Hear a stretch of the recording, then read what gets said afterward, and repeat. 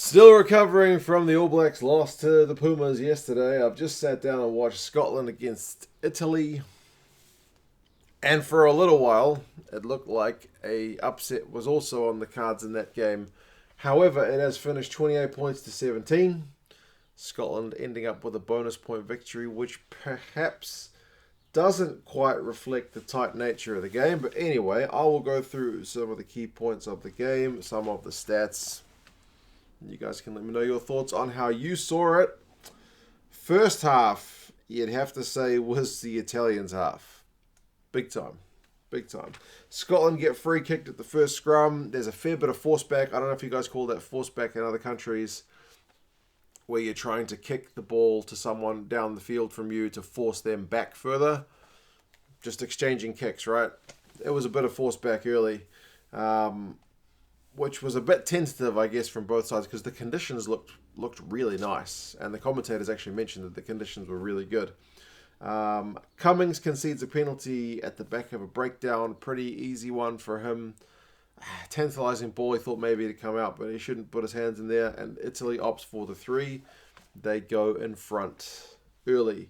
Italy's passing, though, was putting themselves under a little bit of pressure. There was one where Graham maybe eyes lit up with a potential intercept, but to be fair, both sides were a bit loose. 10 minutes, Italy wins a scrum penalty. And that's starting to look a bit ominous for the Scots. It gets worse because Jamie Ritchie goes off for an HIA. He does not return, one of their key men. Hogg misses touch from a penalty for Scotland. Not good look.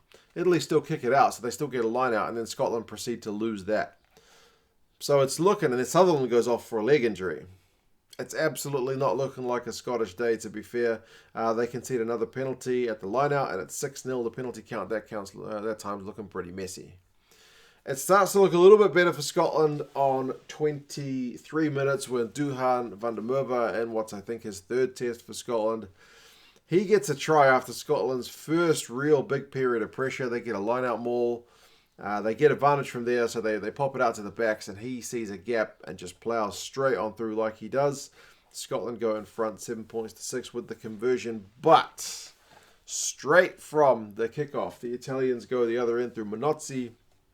The hands in that try were absolutely phenomenal. Zanon gets a tackle bust. He passes it to Bellini to Minozzi. The conversion hits the post, unfortunately for the Italians, but 11 points to 7. The Italians are back in front. And looking pretty decent value, I reckon, in that opening stanza. 32 minutes, the Italian D wins a penalty in their own 22, but they miss touch. Too much of that this weekend, to be fair. Not just in this game, but in other games as well. 33 minutes, Scotland go through some phases again, but Fischetti gets another breakdown turnover. So they're able to really hold up, and the Italian defence is looking, I mean, apart from the Duhan try, looking pretty rock solid. And Garbisi puts a great little kick through for Italy. Hogg is forced to take the ball into touch. Italy have got a chance to attack before half-time, but their maul just stuffs up and from memory concedes a penalty. Scotland with their own chance right before halftime. They go 11 or 12 phases, and then they end up passing the ball into touch themselves. So lacking a bit of clinical edge for the Scots in the first half, but to be fair, the Italian defence was really good. Really good in that first half. Scotland made 67 tackles, Italy 56. Scotland 4 turnovers conceded to the Italians 1. The Italians had more run meters. Scotland conceded 8 penalties to Italy's 4. So Italy maybe wouldn't even be happy with that scoreline, to be honest. They probably should have had a few more points. However, something happens in the second half. I don't know whether Gregor Townsend gave his guys a rev up, whether the Italian guys are starting to get a bit tired, but either way. I mean, it didn't start well because they conceded a penalty at the line-out. I think it was Blade Thompson interfered. Not much, but it's enough, I guess, on Brumstein at the line-out. So it's 14 points to 7. But you can tell Scotland have woken up big time. And the Italian defence is not what it was in the first half. Weir goes over for a try on the right wing. It's a great finish. However, they check the pass from Sam Johnson, and it is forward out of the hands. So it's called off, which was pity because Harris with a really good offload in the build-up. 47 minutes, I made a note of Ollie Kebble absolutely ploughing over Carlo Canna. but his offload, I think, was intercepted by Bellini, so that was unfortunate. But it didn't matter because a couple of minutes later, Xander Ferguson got a try, a very good try, and a very weird try, because essentially everybody stopped and let him canter over. I'm not sure if they hadn't stopped whether he would have been stopped anyway, because he's a big fella and he was not far out from the goal line.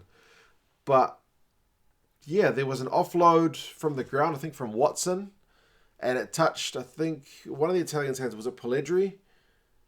Bounced off his hand towards the Scottish player, which is Ferguson, who catches it. Everyone's waiting to see if there's a knock on, I guess. Referee just keeps playing. Not off a Scottish hand, and he just will not score an easier try than that one, Ferguson. Bizarre. Play to the whistle moment, but man, makes it 14 points apiece. Graham looks dangerous down the right wing. It looks. I wrote at that time, it's only a matter of time before the Scots score another one. And Gray actually at the ruck, because Darcy Graham managed to just stay in play, but when Johnny Gray was trying to get the ball out here, foot and touch, so bit of a get out of jail. Italians had a chip through. They weren't out of it. Hogg did pretty well to regather it, to be fair. They had to check whether he had grounded it over his own goal line, like taken it back, or whether it had gone through from the Italian kick through. They ruled out he'd taken it back, so the Italians get a 5-meter line out. At that point, I wrote the Italians have woken up, because they had looked not in the game for the start of that second half. And Italy do kick a penalty to make it 17-14, so they're back in front. But that's where their scoring will finish. Goodness me, the sun's come up. Look at that. Oh, I need to close the curtain. Anyway, we won't worry about it. You can still see it's 28 points to 17. Proper period of pressure for the Italians, but they only get the 3 points. 66 minutes. Scotland turned down 3, and they get rewarded with a try through Cummings. It's a period of phases, and it looks like Pellegrini's picked up a pretty serious injury at that point, which is disconcerting because he's one of their best players. 21 points to 7. 71 minutes, the Italians have got a line out, and the Scots managed to win a turnover by not letting the ball out that maul. And from there, there's a scrum, there's some handbags. Tommaso Allen collides with the advertising hoarding when going into touch, which was unfortunate for him. But 76 minutes, Scotland get a maul try. It's through Turner, and that's the bonus point, man. 28 points to 17. Italy have an attack at the end, but not able to do much with it. So yeah, Scotland won't be happy with that first half performance. On the other hand, the Italians, in contrast, will be very happy with their first half performance, but will not be happy with how it carried through over into the second.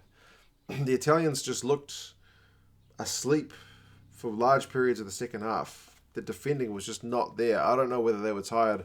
Maybe the Scottish guys just upped it to another gear. Not sure. Run meters finished 319 to 389, so Scotland pull away in that area. Defenders beaten 22 to 28 in favour of the Scots. Clean breaks is 8 to 2 in favour of the Scots, which is maybe more indicative. Although they did have 16 turnovers conceded to the Italians 9, so still not the clinical effort you would like from the Scots. Like, remember I told you in the half-time the Italians had only missed 9 tackles, if I mentioned that earlier. By the full time they'd missed 28. So the lion's share of those in that second half. Scotland missed 22 throughout the game, but had to make 131. See, Italy only made 99. So Scotland's defence over the course of the 80, much better. Zanon finished with 4 defenders beaten. Kanone had 13 out of 14 tackles. Pretty good shift. But Duhan van der Merwe, who gets player of the match, 127 run meters, 3 clean breaks, 5 defenders beaten. He probably needs to start, doesn't he? He is just a beast of a player. Watson finishes with 15 out of 15 tackles. I also wrote a note, Bramstein is no scrum half at one point. When he did throw the ball, it was to the ankles. And interestingly, Maya for the Italians gave Johnny Gray a big don't argue, put him on his backside, which you did not see very often because Gray is usually an absolute tackling machine. But yeah, job done for Scotland. Bonus point win, 28-17. Maybe doesn't give the Italians the credit of that first half, but you got to put the points on the board. So yeah, not entirely convincing, but job done. That's pretty much it. Scotland will need to up their game when they play France next week, whereas Italy have got Fiji. Assuming these games can go ahead, remember France's game against Fiji was called off due to some COVID cases, so it may be that France and Fiji are a bit underdone compared to Italy and Scotland, who would have shaken off an added layer of rust in this one. But if Argentina's victory over the All Blacks shows you anything, you don't need to be playing test matches to beat a team that has been playing test matches. Anyway, I will continue to watch England against Georgia now. 26-0 at halftime. I finished the first half, but I figured I wouldn't look up the stats for this game until I knew the result for that game. Occasionally when you're looking up the stats, you see the spoilers. 26-0. I figure there's no spoilers, so yeah, I still managed to not see the scoreline, so I don't know how that one's going to finish, which is pleasing. But I figured I'll knock this one out because it was a big victory for Scotland. So yeah, you guys let me know your thoughts. When I say big victory, as I said, like job done without being a bit of a hiding. Someone mentioned in the comments before the game that in Italy the games are usually pretty close, so it kind of proved to be for the most part. But yeah, anyway, you guys let me know your thoughts, and I'll talk to you again soon. See you later.